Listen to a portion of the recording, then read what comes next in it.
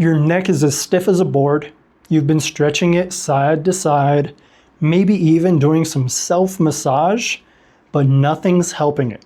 Allow me to introduce you to some neck muscles you might not know about. Welcome back to the anatomy classes.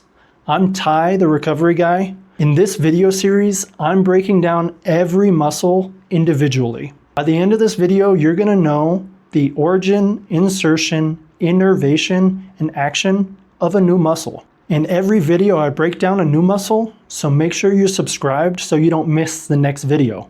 Today, we're talking about the scalenes. Now, the scalenes are 3 separate muscles, but I'm still breaking them down individually. I made another fancy drawing for you guys. We have the same legend as last time, so bone is black, muscle is red, and cartilage is blue. This is an anterior view of the sternum, clavicles, and then the vertebral column. I put all 3 different muscles on here. Right here we have the anterior scalene. These are going to attach to those inferior vertebrae columns.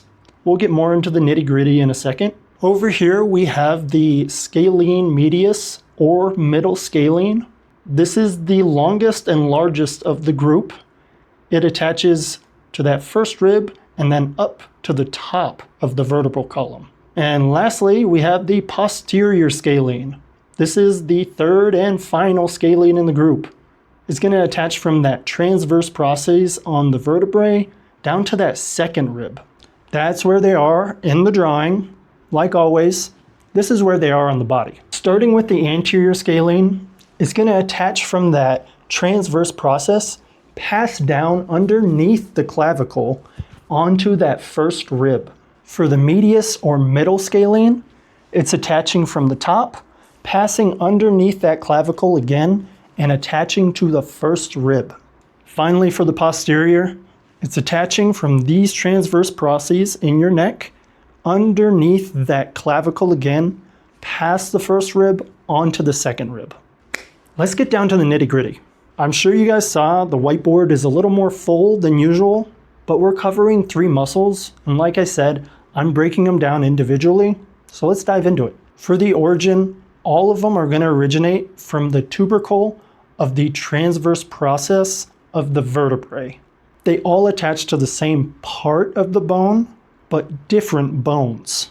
Let me explain. The anterior scalene attaches to the anterior, so front portion, of that transverse process on the vertebrae, but it's attaching from C3 to C6. The medius or middle scalene is going to attach to the posterior, so the backside of that transverse process on the vertebrae.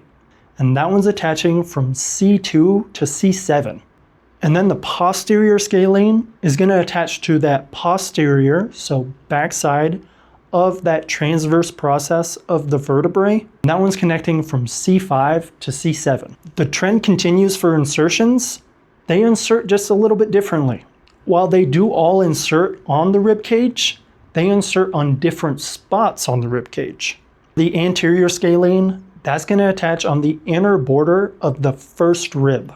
The medius or middle scalene is going to attach to the superior aspect of the first rib, so the top portion. The posterior scalene changes it up and attaches to the 2nd rib. And then what are the actions of the scalene? What the heck are they doing in your body? Well, they're all going to lift your rib cage to help you with deep breaths. So when your scalenes are really angry at you, you end up taking really shallow breaths because your rib cage is stuck in a elevated position from your scalenes being tight.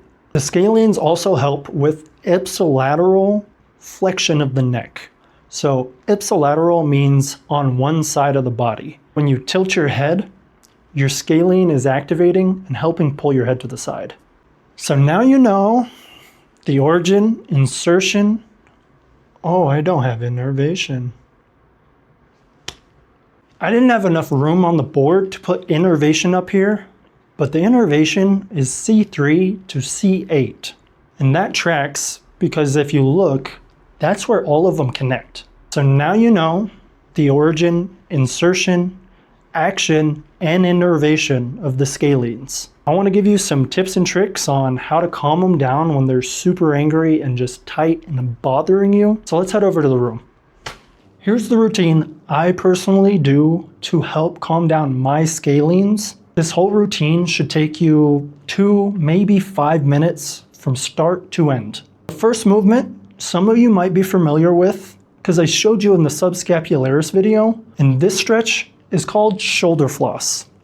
You're gonna put your arms like you just made the field goal. The main goal with this one is keeping your elbows up and your arms level all the way across so you form a T. Once you're in position, you're gonna shoot your hands down, keeping your elbows up, reach a little behind your back, and then we'll come right back up, keeping your elbows locked at that same position. We're gonna do this move 5 to 6 times. Make sure you're rotating at the shoulder joint. This is gonna put your shoulder through that full range of motion and help ease some of those shoulder muscles. A lot of times, your shoulder girdle will clench down and pull on your rib cage. And like we talked about, the scalenes attach to your rib cage. So if your rib cage isn't moving, neither are your scalenes, and they're gonna get a little angry. So let's finish out this, just 3 more, and just keep a steady, even movement throughout. You might get some popping and clicking in your shoulders or even wrist. That's normal, completely fine. This next move involves some pin and stretch techniques, which I use in massage. The scalene pin and stretch, you're gonna look down and a little bit to either side. Once you've looked down, find your collarbone with your fingers, and I want you to pull some of your skin down. Sounds weird, but try it. Pull the skin down, you'll feel it has some give. Hold that on your collarbone, and then raise your head.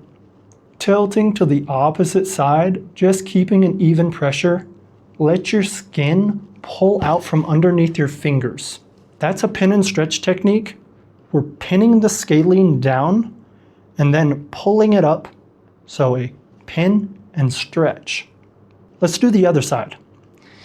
So down and a little bit to whichever side you're working on. Pull that skin down onto your collarbone and then look up and away. And you should feel that pull in your neck. Shouldn't be extreme. If it is, lighten your grip. And reach that end motion. Release your hand. Come back to the center. We're gonna do this 3 times on each side. Look down, bunch the skin up on the collarbone, and then raise your head and tilt the opposite direction. And just make sure you're alternating sides when you're doing this. Let's go to the other side. Looking down, bunch it up on your collarbone, and then look up, real slow, breathing, and away. Last one on each side. All the way. And you should notice by this 3rd time through, there's less pulling and your skin's moving better. Let's do that final one. Look down, bunch it up, just hold it there. You're not pushing hard, you're just holding the skin so it stretches. Coming back up. Breathe in and exhale.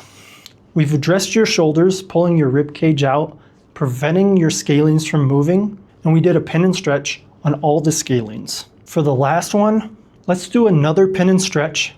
This is going to be a side tilt pin and stretch. So we know all the scalenes will attach to the transverse process of your vertebrae. Taking that information, we can put our fingers on where it originates from. So find those transverse process. I find it's best to find that center spike on your vertebrae and then go to the outside. You'll feel they're kind of hidden underneath some muscle. With your finger, if you feel a pulse, let go, find it again. You don't want to feel any pulse while you're doing this. Once you've found it and you don't feel a pulse, tilt your head in the opposite direction of the side that you're holding. This is going to pin the scalene down and then stretch it. We're going to hold this for 3 breaths, taking big, deep chest breaths. We want to activate the scalenes while we're in this position and breathing with your rib cage activates the scalenes. After you've done your 3 breaths, come back to center. We'll do the same thing on the opposite side. So find that juncture of tension. It's going to be hiding right on the front side of that transverse process. Again, make sure you're not feeling any pulse. If you do, let go, find the spot again. Once you found it, let your head tilt to that opposite side. Big breaths into the chest, 3 times. You'll see my stomach's not moving while I'm breathing in. It's all in my chest. And on the 3rd exhale, let it go. Come back to center. You can repeat that pin and stretch on different heights on your neck. As we talked about, the scalenes attach from C2 down to C7. So you're pretty surefire to find one of the scalene's origins when you're poking around in your neck. The number 1 tip, feel for that pointy part of your vertebrae on the backside, and then you can go immediately to the either side and you're gonna find a scalene. Hopefully this helps calm down your neck and give you a little bit of relief from that tension. If you found this video helpful, make sure to hit that like button. If you wanna see more content and learn more about your body, make sure you're subscribed. Like I told you guys, I'm putting out a video on every single muscle in the body. And if we do a muscle group, we're gonna break them down individually. Like I always say, if you don't understand it, you can't fix it. Thanks for joining me today. Have a great day.